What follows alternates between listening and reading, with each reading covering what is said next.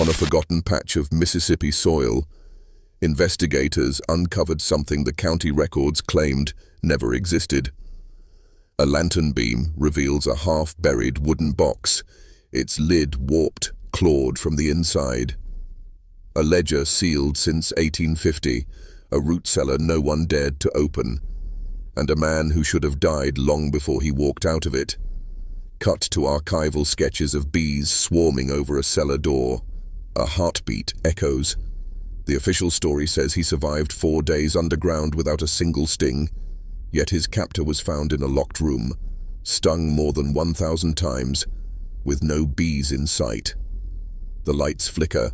A door creaks open in the dark.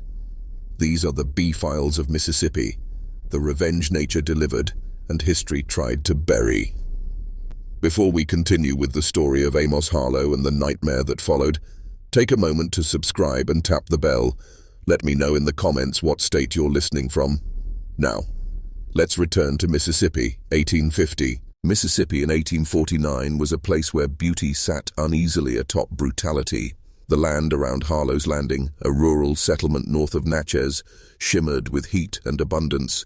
Endless cotton rows, fertile orchards, and the slow silver ribbon of the river winding through thick stands of pine and cypress.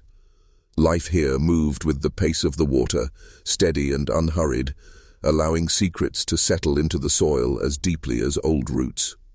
Greek Revival homes with tall white columns lined the ridges, their porches sagging under humidity, their shutters peeling just enough to reveal how quickly nature reclaimed every surface. To outsiders, the region looked peaceful. To those who lived there, it was a landscape where silence often mattered more than truth. No silence was more carefully maintained than that surrounding Blackthorn Plantation.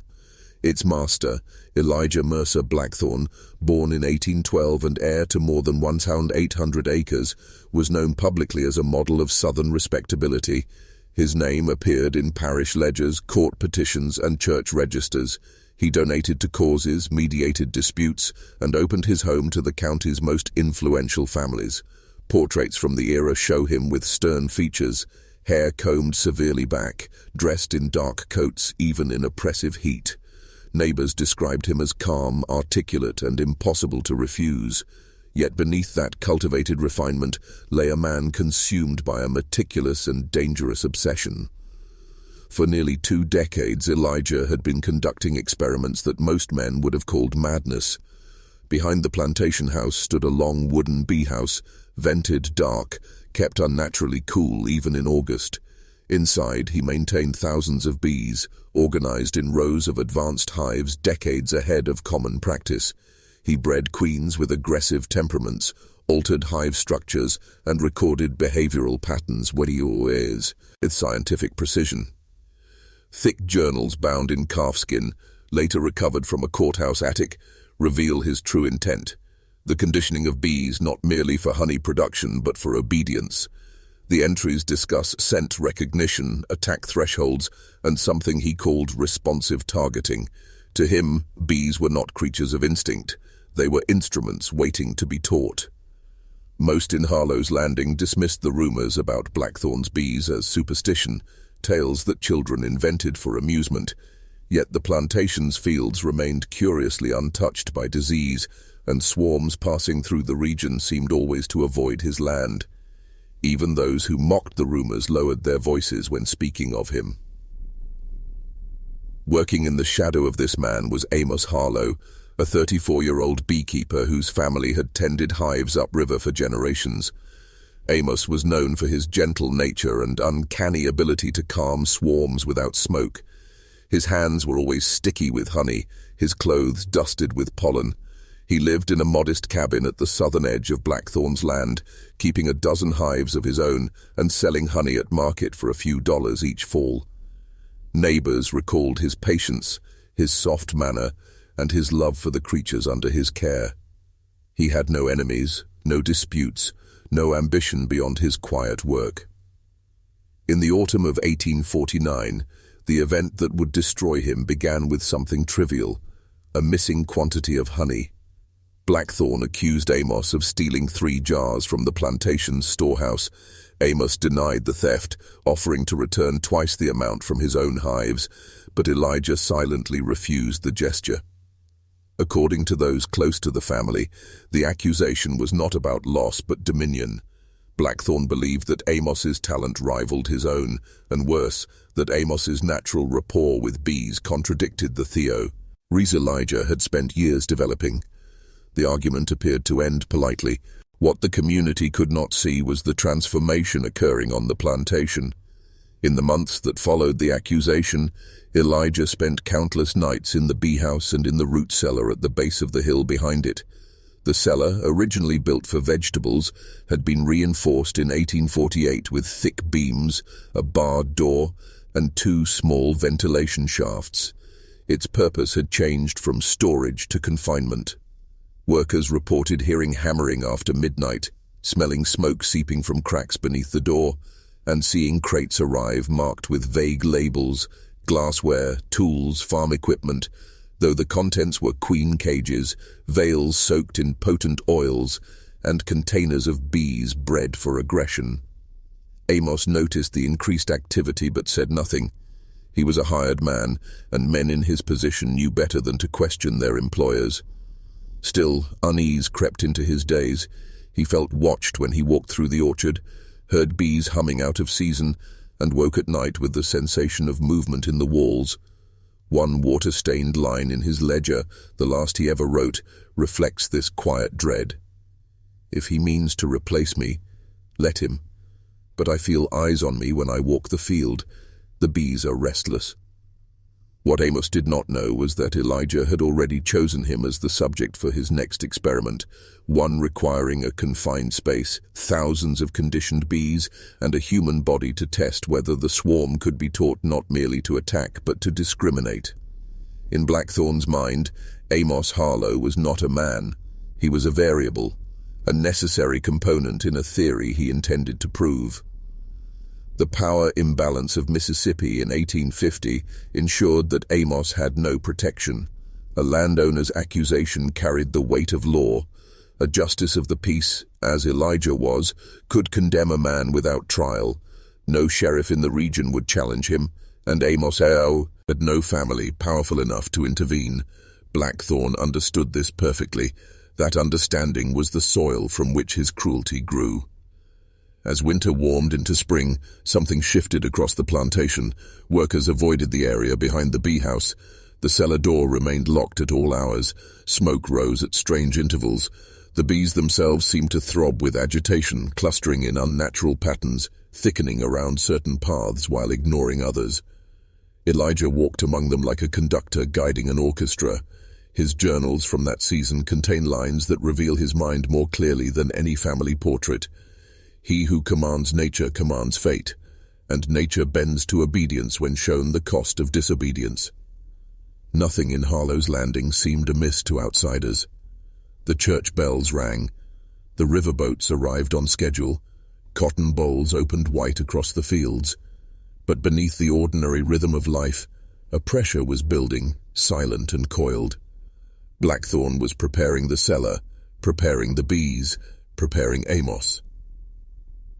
The quiet world of Mississippi, unaware and unprepared, was standing at the edge of a story that would be whispered for generations, sealed in court archives, and spoken only in the lowered voices of those who believed that nature itself had risen to take revenge, and the first step toward that reckoning had already begun. Samuel Harlow, Amos's nephew, had always been considered too clever for the quiet life into which he'd been born. At 19, he possessed a mind that observed more than it spoke, a mind better suited to books and ledgers than to fieldwork. He was slight, gentle, and endlessly inquisitive, with a habit of writing questions in the margins of newspapers and jotting down observations about bee behavior in journals meant for arithmetic.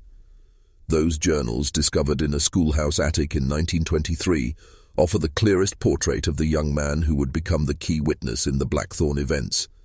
His handwriting is neat, but pressed hard into the paper, as though he was always thinking faster than the ink could keep up. Samuel visited his uncle Amos often, sometimes weekly, sometimes more. Their bond was quiet but strong. Both preferred the company of bees to the noise of town.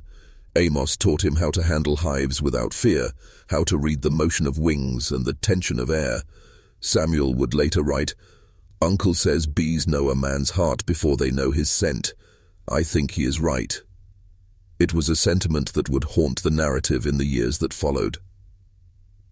The beginning of Samuel's involvement came not from any suspicion of Elijah Blackthorne, but from curiosity. In May of 1850, several weeks before Amos disappeared, Samuel noticed unusual activity around the back of Blackthorne's plantation. Wagons arrived late in the evening, too late for deliveries, and lanterns burned behind the bee house long after the estate should have been still. At church, some whispered that Blackthorne was preparing for a large honey sale. Others said he was expanding his operation. Yet Samuel, who knew the rhythm of the hives better than any rumor, sensed something was wrong. Bees did not behave the way they had begun to behave on Blackthorne land. During one of his visits to Amos's cabin, he mentioned this. Amos grew quiet. He said only, "Elijah tinkers with things he ought to leave be. His hands are quick, but his mind is quicker, and that is not always the blessing folks think it is." He refused to say more. Samuel left with unease growing like a bruise. The turning point came 3 days later, when Amos failed to appear at the Saturday market. He never missed market day. Even if his hives produced little, he came to talk with neighbors and exchange news. That morning his absence rippled through the community, small at first, then heavy. Samuel went to his cabin and found the door hanging open, a cup overturned on the table, and the faint smell of smoke drifting from the direction of the bee house. Amos was nowhere to be seen. When Samuel approached the plantation, he was stopped by 2 overseers who told him that Amos had left on unexpected business upriver. Their expressions were stiff, their words too rehearsed. Samuel did not believe them. He walked home unsettled and sat at his small desk until midnight, trying to make sense of the warning signs. The diary entry from that night, now brittle and smudged with water damage, reads, "I fear uncle in danger. Something unnatural stirs upon that land. The bees, God help me, they behave as though they have been taught a new purpose." On the following morning, Samuel returned to the plantation under the pretense of delivering a letter. Blackthorne received him in the parlor, polite and composed. He said Amos was indeed traveling, and would return when matters were settled. But the way Blackthorne's eyes tracked him, the way he subtly positioned himself between Samuel and the back windows, told a different story. Later scholars examining the room noticed a detail Samuel must have seen but did not yet understand. Blackthorne's sleeves were rolled lower than usual, hiding punctures that resembled stings but did not swell. A lantern flickered near the bee house. A man's shadow, thin, stooped, moved across the interior wall, and for a moment Samuel thought he heard a scraping sound beneath the earth, like wood grinding against stone. Then came a muffled cry, faint, human.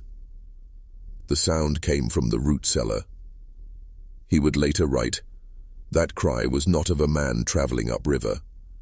Driven by instinct, he circled the orchard and found the cellar door. The iron lock was new, the hinges recently oiled.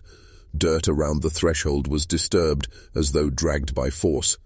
He put his ear to the door and heard it again. A gasp, a weak thud, and then silence. Samuel tried to break the lock, first with a stone, then with a length of wood, but the bar held firm. Every attempt echoed just enough to risk being heard, so he abandoned the effort and fled into the trees when footsteps approached.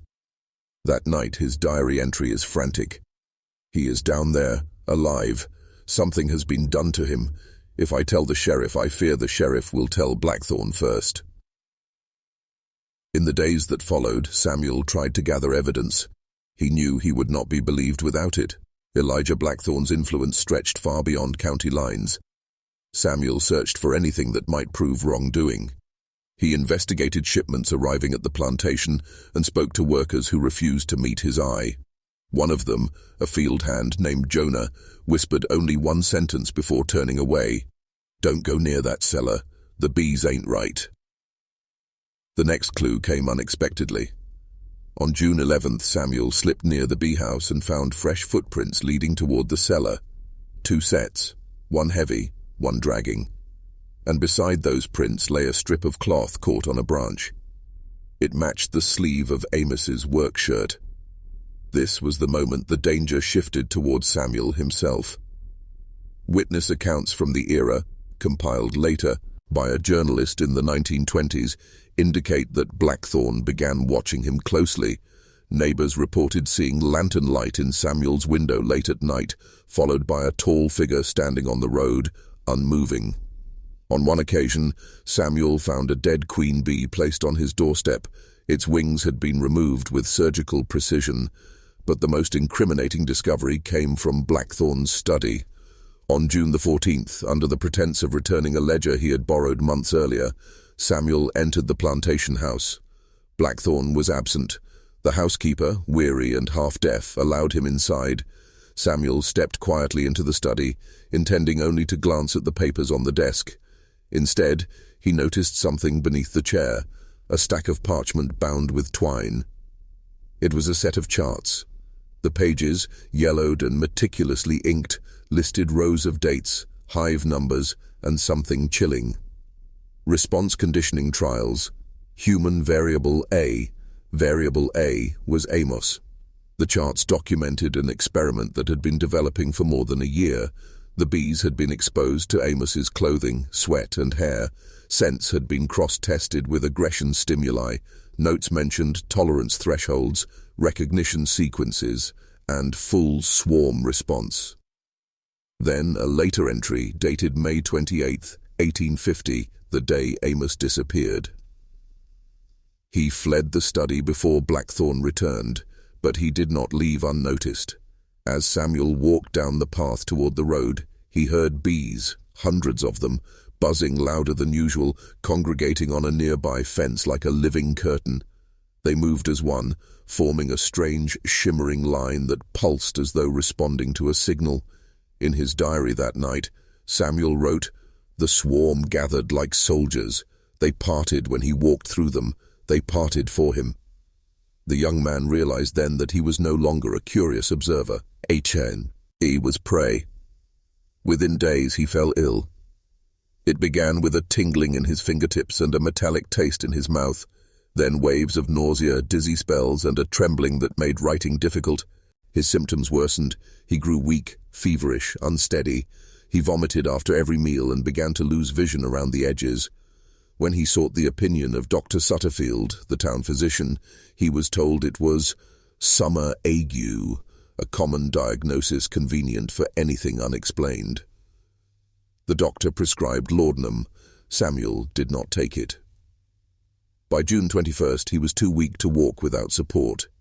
He tried to reveal what he had found. He visited the sheriff, who listened politely but dismissed every claim as overwrought speculation. When Samuel mentioned the cellar, the sheriff's expression changed, not to concern but to caution. "Leave Mr. Blackthorne's affairs alone," he said. "He is a man of standing." Samuel left the office and vomited in the street. His final diary entries grow shaky, slanted, words trailing into smudges. "Need to reach Reverend Holling. He will listen. Uncle still alive. They will not let me speak." The entry from the night before his death reads, "If they silence me, the ledger will not be lost. I hid a copy beneath." The sentence ends there. The following morning, Samuel Harlow was found collapsed beside his bed, breathing shallowly, unable to speak. Dr. Sutterfield was summoned. He declared it a sudden failure of the heart, brought on by fever. By the time the sun set, Samuel was dead. Witnesses at the funeral recalled Blackthorne standing near the grave, expression solemn, posture impeccable, as though presiding over a service he himself had ordained. Several noted that bees drifted lazily in the heat above the burial, circling but not landing.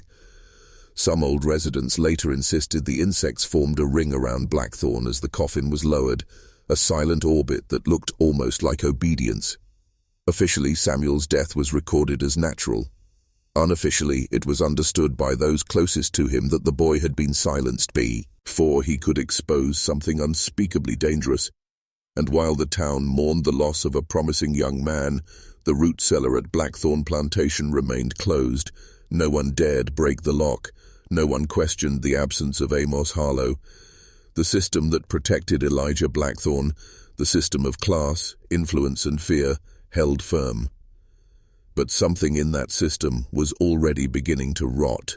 By the winter of 1851, the machinery behind Abner Leach's empire had grown far more elaborate than anyone outside his estate could have imagined. What began as a personal obsession with his bees, his living workers as he called them, slowly expanded into a full system of control, exploitation, and ritualized punishment. And under the canopy of the Mississippi lowlands, this system thrived unseen. The Leach property had once been spoken of with admiration. Travelers along the Natchez Trace recalled its long dirt drive, flanked by pecan trees, and the whitewashed main house with its Greco revival columns catching the afternoon light. But behind the respectable facade lay the outbuildings, the honey house, the root cellar, the drying sheds, and in these structures, the real power of Abner's operation took shape. Here he learned not simply to cultivate bees, but to command them. He had discovered, by accident or intent, a method of provoking aggression with frightening reliability. Ledger fragments recovered decades later describe the formula only as tincture bee, distilled with tormentil root, administered at dusk. Applied to the hive's entrances, it caused colonies to stir with unnatural agitation. Witnesses from the estate workers would later insist the bees behaved differently under Abner's hand, faster, more cohesive, as if following an unspoken order. Whether this was science or delusion remains uncertain, but the consequences were real. Among the first victims recorded was Elias Mott, a tenant farmer who leased land near the Leach property. His story begins in May of 1852, when he lodged a complaint in the county office after two of his sons returned home covered in stings. The boys claimed they had simply walked past the boundary fence when Mr. Leach's bees came in a cloud. The complaint was dismissed. Days later, Mott's livestock, 3 hogs and a mule, were and dead, their bodies mottled with welts. County ledgers note the deaths as disease or heat stress. Estate workers told a different story years later. They remembered Abner standing near his hives that same morning, hands clasped behind his back, watching the insects rise and fall in a steady, deliberate formation. Then there was Marjorie Hale, the midwife who lived 2 miles east of the Leach estate. Records show she died in July of 1852 after being found collapsed in her garden. The attending physician, Dr. Joseph Temple, wrote that she expired from apoplexy, likely due to summer heat. But oral histories passed down in her family speak of a swarm, an impossible swarm, that appeared without warning and vanished before her neighbors arrived. Her body, according to descendants, bore 27 stings, though no bees were seen on the property for days afterward. Each of these deaths bore a pattern: proximity to Abner Leach, minor conflicts escalating into fatal consequences, and a conspicuous absence of bees at the actual scenes despite the unmistakable evidence of stinging. His system drew power not simply from the creatures he kept, but from the silence he cultivated around them. Abner's nearest confidant, if such a person existed, was Dr. Ephraim Coulter, a physician whose reputation in Adams County was built on discretion.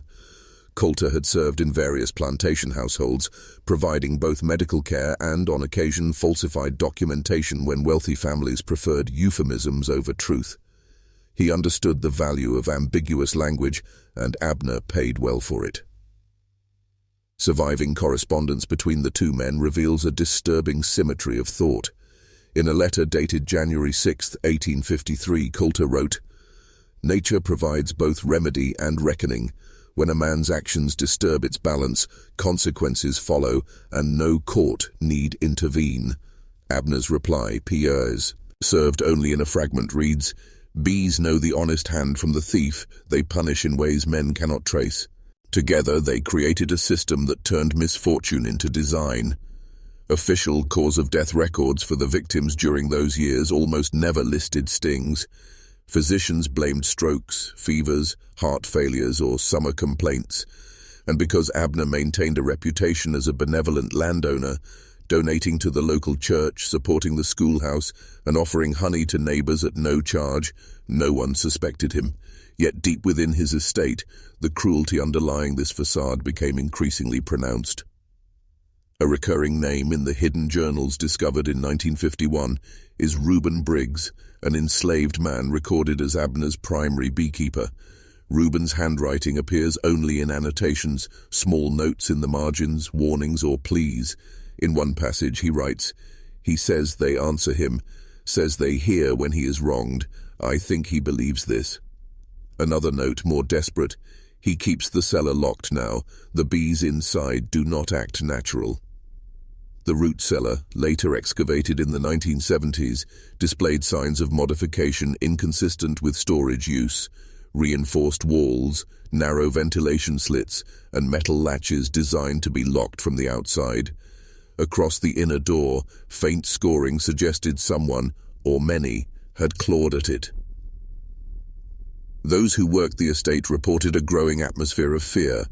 They spoke of Abner conducting tests at dusk, carrying cages of bees into the cellar, returning hours later with clothes soaked through as if in sweat or something far worse. They whispered that he used the cellar as punishment, sealing workers inside with aggressive hives if he suspected theft or disobedience. It was here that Jonah Price, the central witness whose diary would one day be the key to understanding the leech system, first glimpsed the truth. Jonah was 19 in the summer of 1853, an apprentice carpenter hired to repair windows in the Honey house. His notebook, recovered from a demolished tenant cabin in 1934, contains the earliest surviving first-hand account of Abner's design. On July the 12th, he wrote, "Mr. Leach brought a box today, said it held frames for new hives, but the sound was wrong. Not the rustle of bees, more like a hum with weight in it. When he opened it, he shut the door behind him. I heard something strike the walls inside like fists or heavy wings." Jonah's entries grow more frantic as the days progress. He keeps accounts of the stings, marks each like a tithe. I saw the ledger, columns with names, dates, tallies, some with only one entry, others with many. I think he collects them as proof. The ledger Jonah describes matched precisely the artifact unearthed from the collapsed Honey House in 1950, its pages weathered but intact. Each name was followed by a number, 12, 31, 76, 102. The highest tally, 1,143, was recorded beside the name H. Sutterfield, March 1855. The official record for Henry Sutterfield, a rival landowner, listed his cause of death as fever with complications. It becomes clear, reading Jonah's diary today, that he recognized the danger of what he had seen. His notes detail secret visits to county officials, each ending in dismissal. In one entry, he recounts speaking with a magistrate. Said I shouldn't trouble a man's reputation with such talk. Said bees don't kill unless provoked. Said Mr. Leach was a gentleman who gave generously to the church. At his funeral, witnesses described Abner Leach standing beside the grieving family, offering condolences with a solemnity that seemed rehearsed. One neighbor later recalled, "He looked upon the coffin like a man studying a hive, curious, patient, waiting for something to stir." This was the system Abner perfected over years: manipulation of perception, weaponization of natural fear, calculated use of bees as both symbol and tool.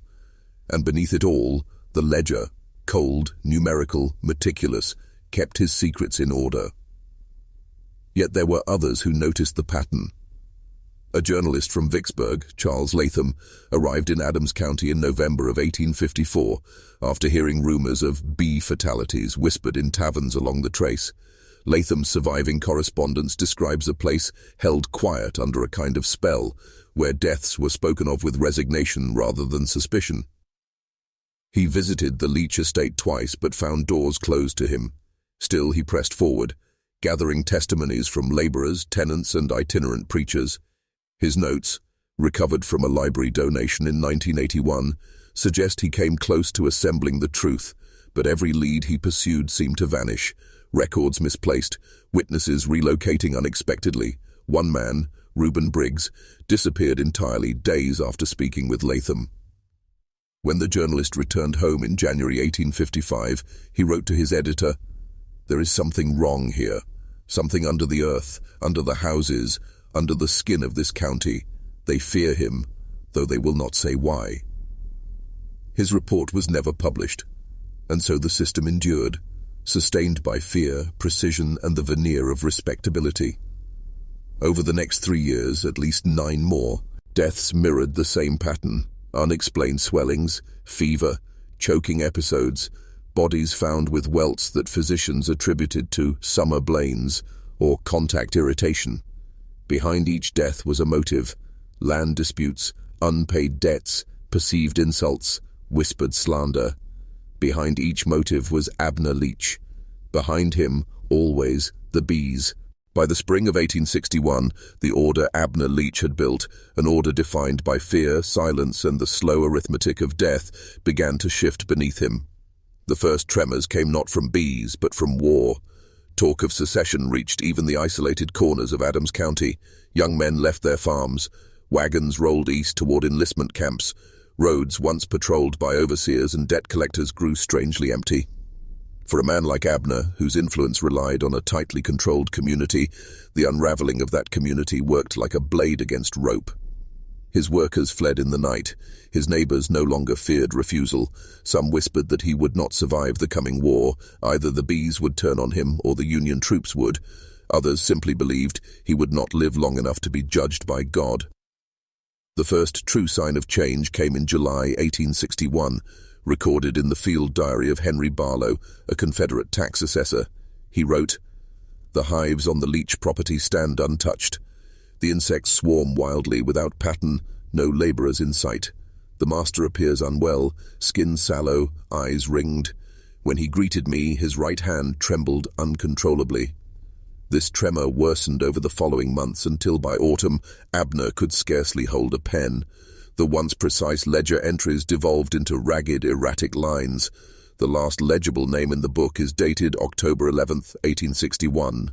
Beside it, in handwriting almost unrecognizable, is a single word, owed. Just who owed what, or who the victim was, remains unknown. The page after that is ripped cleanly from the binding. As the war consumed Mississippi, neighbors began reporting strange occurrences around the Leach estate. Lantern lights flickered in windows long after midnight. Doors slammed in empty rooms. The once ordered hives grew chaotic. Swarms drifted without direction, clustering in trees, barns, and wells. Some claimed to see the insects circling the house in a slow, deliberate spiral, as though marking territory. In December 1861, the first death within Abner's own household occurred. His overseer, Calvin Fortin, was found lying at the foot of the honey house, face down in the dirt, his mouth filled with wax. No bees were found inside it. The coroner, overworked, exhausted, and half-blind from age, recorded the death as consumption. But townsfolk knew better. Nothing about it resembled illness. It resembled ritual. The death seemed to unhinge Abner entirely. He stopped appearing in town. He dismissed his few remaining servants. He boarded the windows of the main house. He slept, according to rumor, in the honey house itself. Those who passed the property claimed they heard him muttering to the hives at night. Others insisted they saw him walking along the riverbank barefoot, shirtless, bees crawling over his chest like a living garment. One traveler passing through Adams County described him as a man who had forgotten he was human. The final days were captured only in fragments, hearsay, diary entries, recollections given to interviewers decades later, but the pieces form a terrible, coherent shape. The collapse began on March 3, 1862, during an early thaw. A neighbor, Mrs. Patterson, reported seeing smoke rising from the Leach estate, thick and unnatural as fog. She sent her eldest son to investigate. He returned pale, refusing to speak. Years later, in a sworn deposition, he described what he had seen. The bees were leaving the hives, all of them. They moved as one, like water flowing over the earth. Other witnesses recorded the same impossible phenomenon, tens of thousands of bees streaming out of their boxes in a single direction toward the main house. The next morning, Abner Leach was not seen. When Confederate recruiters visited the estate to inspect the property for forage, they found the doors locked from the inside. It took 3 men with an axe to break through. What they found was recorded in the regiment report, later sealed under private family request. The master of the house was discovered in his chamber. The room was intact, no insects present. The body bore extensive stings in excess of 1,000, yet no entry point for insects was evident. Windows remained bolted, no hive within the room. An addendum scribbled by a soldier, not the officer, adds a final line. He looked as though the bees had known him. With Abner's death, the estate fell instantly into ruin. His few remaining workers fled. His fields rotted. His hives collapsed without care. By the end of the war, nothing remained of his once feared dominion but decayed timber and overturned boxes. But the strangest mystery survived him. 4 days after Abner's body was discovered, a group of searchers inspecting the property's root cellars heard knocking from beneath the earth. They dug frantically until they uncovered the cellar door, barred from the outside. Inside, sitting calmly on the dirt floor, was Hiram Pike, the beekeeper whom Abner had ordered sealed away as punishment the previous week. He had not eaten, he had not slept, and he bore not a single sting. When asked how he survived in a space known to contain thousands of aggressive bees, Hiram simply replied, "They weren't angry with me." What happened in that cellar remains one of Mississippi's strangest historical footnotes. No bees were present when the door was opened, yet the walls were lined with honeycomb so fresh that it glistened. Hiram refused to discuss the experience further. He left the county within days, traveling west. His trail vanishes in Texas, where local folklore remembers a soft-spoken man who walked like someone who knew secrets. No official cause of Abner's death was ever determined. The case file was sealed in 1867. By 1874, the Leach name had been stripped from county records entirely, replaced with the phrase, "family dissolved." Some say the bees turned on him for overreaching. Some say the land reclaimed what had been corrupted. Others believe the creatures he had once commanded simply delivered the justice no human court dared attempt. But every version agrees on 2 details. Abner Leach died alone, and whatever killed him came from within a room no bee could enter.